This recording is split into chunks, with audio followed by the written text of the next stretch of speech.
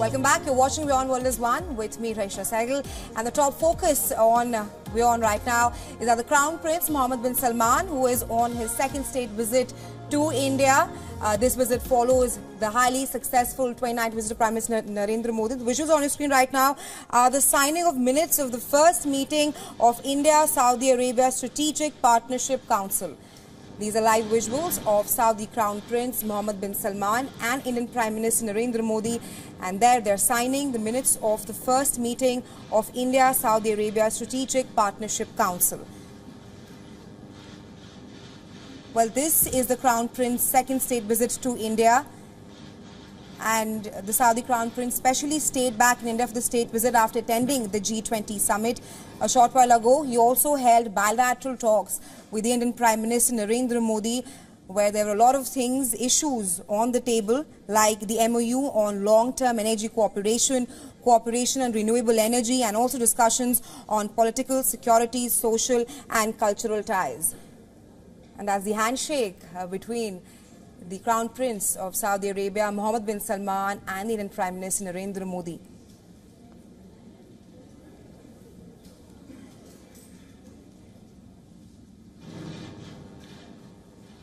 And for more on this, our principal diplomatic correspondent, Siddhant Sibal, is joining us live. Hi, Siddhant. Now, we just saw the live visuals coming in of the signing of the minutes of the first meeting of India and Saudi Arabia Strategic Partnership Council. What more can you tell us? Well, the Strategic Partnership Council was formed in 2019 during the visit of the Indian Prime Minister Narendra Modi, and the idea is that at the highest level, the leaders engage. Now, this council has to meet every 2 years at the leadership level, and we saw that meeting earlier today, in fact, just a short while ago, and the minutes were also signed. But essentially, above all, this Strategic Council has its member, the Indian ministers, the cabinet ministers, including the foreign ministers, and we saw that opening statement of the Indian Prime Minister as well when the Strategic Council meeting began, with the Indian Prime Minister clearly saying that Saudi Arabia is our most important partner. Now, the entire visit is full of symbolism. First, this is a state visit, while there were other leaders over the weekend in a very busy Delhi for the G20 summit. This was the only state visit, and Saudi Arabia's Crown Prince was the only leader who was welcomed by a cabinet level minister. The second, of course, is the visuals we saw from earlier today from the Rashtrapati Bhavan, at the forecourt of the Rashtrapati Bhavan, the Indian President welcoming the Saudi Crown Prince. And trust me, this is the visual which is full of symbolism, in a sense that I can give you a comparative analysis that in 2015, Barack Obama visited Saudi Arabia with his spouse Michelle Obama, and she did not wear any headscarf.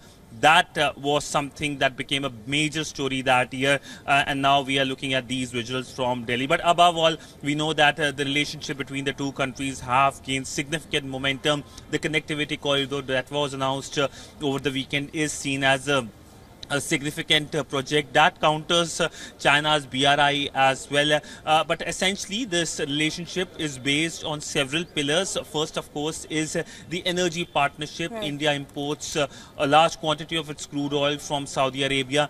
The second, of course, is the people-to-people relationship. There's a huge number of Indians in Saudi Arabia, many of them blue-collar workers. And at the opening statements, we saw the Indian Prime Minister thanking the Saudi Arabia's Crown Prince for taking care of them.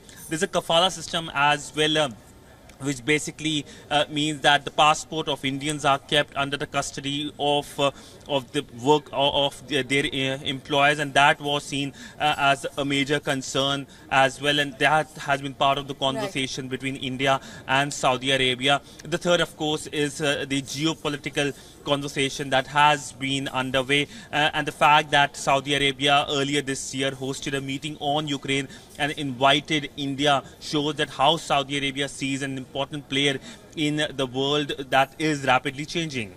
Right, Siddhant, just a short while ago, the Crown Prince Mohammed bin Salman also held bilateral talks with Indian Prime Minister Narendra Modi, and a lot of things are on the table, like you mentioned, the MOU on a long-term energy cooperation. Tell us more on that. Well, energy has been a key pillar as we talked about, and the focus is that there could be establishment of refineries here in India. And we also know that when it comes to energy, India is keen on renewables as well. Now, this is something that the Saudis might not like, but they also understand that the future lies in non-renewable energy. We saw how the Saudi Arabian Crown Prince has been very vocal about the non-renewable energy sources, but essentially the crude oil import is something that has been a major pillar of this relationship, and importing energy from Saudi Arabia, India is keen that the prices, of course, are a part of the conversation, part of the problem, part of the solution when it comes to India importing, and India being a major importer of crude oil globally as well has some role when it comes to deciding the price as well. But all in all, when it comes to this relationship, not only energy, we will see more focus on connectivity, on how both countries can increase their trade. In fact, I'm standing at a location where the India-Saudi Arabia Investment Forum is underway, and the Saudis are keen. There are more investment from India and also investment from Saudi Arabia to India. The last visit of the Saudi Crown Prince was in 2019, and during that visit in February of 2019, he announced and pledged $100 billion of investment in India. That shows that how the Saudi Arabian side has been quite interested and enthusiastic about looking at India as an investment destination. Right, Siddhant. Also, like the cornerstone of, again, strong India-Saudi ties, it has been the launch of the economic corridor that links the Middle East and Europe. Talk to us more on that. Now, significant, this was one of the key outcomes of the G20 summit. Well, yes, the G20 summit essentially had its several outcomes, but on the sidelines, the outcomes sometimes dominate more, and this was one of those outcomes, the corridor. And now this corridor essentially has two elements. One is the eastern part, and another is the western part. The eastern part is basically West Asia and India part, and the western part is West Asia and Europe part. And the focus is through various ports, railroad projects.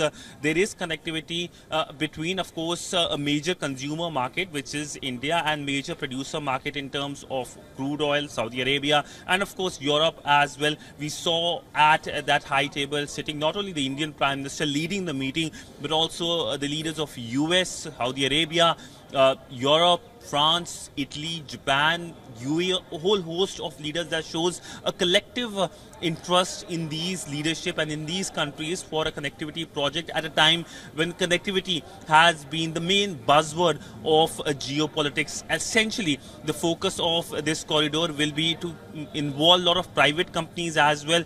In fact, the French president Emmanuel Macron, when he was doing his press conference on Sunday, he took a WION question over this issue and said that the French companies will be very keen to invest in this entire project. And this project, of course, comes at a time when China's Belt and Road Initiative is seen as a project that is not very transparent, creates debt issue, and India, of course, has its own set of concerns given that it passes through an area which is an Indian territory. So essentially a strong focus by these countries, including, of course, Italy, which is seen looking at now exiting the BRI as well. So this is a project which has a lot of hope for the people of the region, and as the days progress, we will see more announcements as to what are the practical implementation or deadline of this project, something that many countries and of course many will be keen on, and how much investment it will require and what are the paths it will be taking. And I would like to also point out that it's not only with Saudi Arabia but with Iran as well. India has a connectivity project, that's the Chabar project. Right, Siddhant. The ties between India and Saudi Arabia, it's only growing stronger with each passing year. And also later in the evening, the Crown Prince will be meeting with the Indian President. But thanks very much for joining us on WION at this hour and sharing insights on this story.